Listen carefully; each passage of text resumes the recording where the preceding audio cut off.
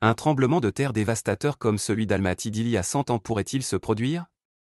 Cela est possible, mais la question est de savoir quand. Sur la base de ces données, que pouvez-vous faire en tant que sismologue? En tant que sismologue, nous surveillons les tremblements de terre pour pouvoir plus tard prédire? Les prédire. Oui, le plus tôt possible afin que les gens puissent être prévenus à l'avance. Dans quelle mesure pouvez-vous les prévenir à l'avance? En fait, personne ne peut encore le faire, pour être honnête. Ah bon? Même les Japonais ne savent pas le faire avec leur technologie avancée. Pourquoi alors observer tout cela si on ne peut pas prédire? Eh bien, il faut apprendre à le faire. Je dois dire en parallèle que notre institut de sismologie n'est pas seulement dans une situation déplorable, je voudrais même trouver des mots censurés et je n'arrive pas à les trouver. Pouvez-vous l'imaginer? Eh bien, regardez les chiffres. Nous les avons vus. Nous les avons vus. Vous les avez vus. Je veux juste dire comment cela est financé. J'ai visité plusieurs sites et j'ai été étonné qu'ils soient financés à peu près autant qu'une bonne piscine de la ville d'Almaty. Nous avons du matériel très ancien et aucun matériel moderne. Ce qui m'a le plus frappé, c'est que je n'y ai pas vu de visage jeune. C'est-à-dire qu'il n'y a pas de continuité, la chaîne est brisée. Il y a des vieux et il y a des jeunes sismologues, mais ils sont peu nombreux, car les salaires sont très bas. Où forme-t-on en général des sismologues chez nous? Chez nous? La sismologie c'est un métier, pour ainsi dire, un métier complexe. La science fondamentale est principalement la géophysique et la géologie. Grâce à leur travail dans le domaine de la sismologie, ils choisissent des connaissances dans d'autres domaines transversaux et deviennent sismologues. Nous n'avons donc pas un département de sismologie? Exactement. Ce n'est pas faute d'avoir essayé de l'introduire, nous n'y parvenons toujours pas. Comment ça, Abdulaziz? Nous vivons dans une région sismiquement active, et pas un seul institut ne forme de sismologues? Comment est-ce possible? Voici un beau paradoxe. C'est un paradoxe car nous sommes actuellement confrontés à une situation nationale très grave, désastreuse. C'est un désastre en matière de formation du personnel. Il nous reste très peu de sismologues, on les compte sur les doigts d'une main. Par exemple moi, en tant que représentant de l'ancienne génération, je me bats, je parle sur tous les forums et je dis que la situation est grave, car nous avons formé beaucoup de bons spécialistes, mais à cause de problèmes financiers, que personne ne peut nier, à mi-chemin de leur parcours, ils doivent s'en aller. Parce que c'est malheureux, enfin, on ne peut pas dire ça comme ça, avec des salaires aussi peu attractifs, surtout à notre époque, on ne peut pas tenir longtemps. Auparavant, nous avions le prestige de la science, des scientifiques. Étudiants diplômés, docteurs en sciences, professeurs, tout cela sonnait très bien. Aujourd'hui, ce n'est plus prestigieux. L'Institut de sismologie n'a rien à voir malheureusement avec toutes ces autorisations données par les sismologues. Par exemple, cette construction urbaine à forte densité, ce bâtiment a plusieurs étages. L'autorisation de construction sismique n'est pas donnée par les sismologues. Pouvez-vous seulement l'imaginer? À l'époque post-soviétique, on a tout laissé couler, celui qui voulait, construisait comme il le voulait, c'était celui qui avait de l'argent. Des structures complexes de nos grandes rivières, Maleya Almatynka, Bolcheïa Almatynka, Aksaï, Talgar.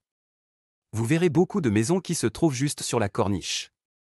Sur la corniche, vous voulez dire une maison qui se trouve sur le flanc de la montagne, c'est ça? Sur le flanc? Directement sur la corniche de la vallée.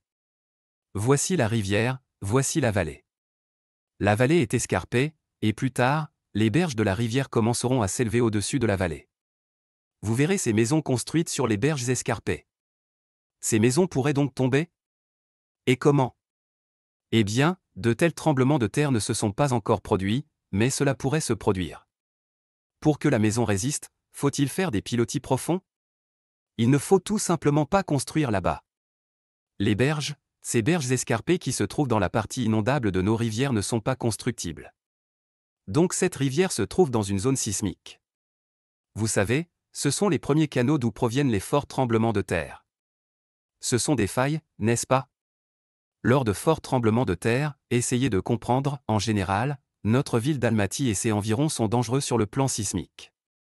Et nous devons respecter toutes les règles qui garantissent que même dans cette zone dangereuse, il soit possible de vivre et travailler en paix. Je me souviens que nous étions au 9e étage, je crois, et ils l'ont secoué comme ça, l'intensité était d'environ 7 à 8 points, et ce bâtiment a survécu. Et donc l'Hakim, le chef de l'organe exécutif local du gouvernement, a dit « Ça y est, la maison est acceptée, tout va bien ».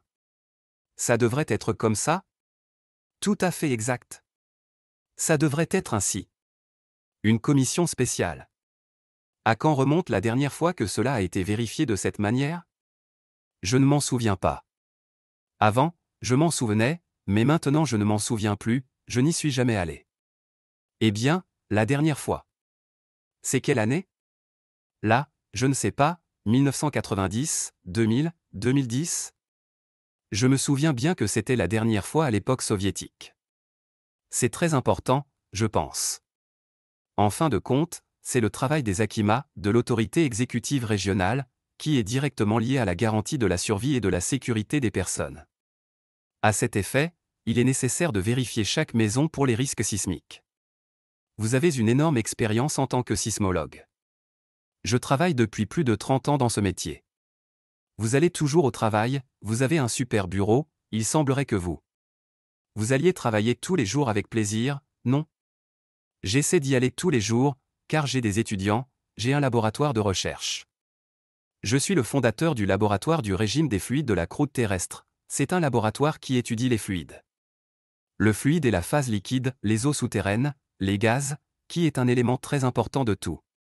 Tout comme une personne a du sang, nous déterminons tout grâce au sang, et grâce au fluide, nous pouvons déterminer l'état dynamique de la croûte terrestre. On parle de cycles centennaux et ainsi de suite. Nous n'observons que depuis quelques décennies ces événements qui se sont produits littéralement au cours des 100 dernières années. Pourtant cela vient des temps anciens. Or nos observations humaines de ces événements couvrent une période très courte, car c'est à notre époque qu'apparaissent les instruments qui nous le permettent. Aujourd'hui, nous devons élever le service sismologique, la science sismologique dans notre société à un niveau approprié.